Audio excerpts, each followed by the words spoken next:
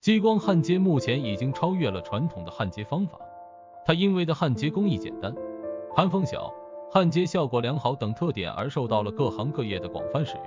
激光焊接使用保护气体的目的是什么？今天 Knowlton China 向您进行详细介绍。首先，保护气体可以保护聚焦透镜。激光焊接机在操作过程中将会产生金属蒸汽和液体溶滴，保护气体可以保护激光焊接机聚焦透镜在焊接时被这些蒸汽和液体溅射到。采用保护气体是最恰当的措施。其次，保护气体可以减小离子屏蔽，增强激光利用率。激光焊接机在焊接工件时形成金属蒸汽，这种金属蒸汽对激光有屏蔽的作用，并会吸收部分激光束，最终导致工件容深变浅，熔池表面变宽。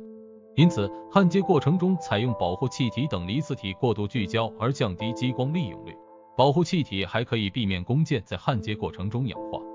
在激光焊接机应用过程中，通过使用氮气、氩气、氦气等多性气体，避免激光在作业过程中氧化工件，从而起到了保护工件的作用。综上所述，激光焊接机在使用过程中，为了达到最佳使用率而采用保护气体。操作过程也很简单，在启动激光焊接机之前，先打开保护气体，从而保证了激光焊接机的焊接效果、工作环境的安全性。作为专业的激光设备制造商， Knowlton China 竭诚为您服务。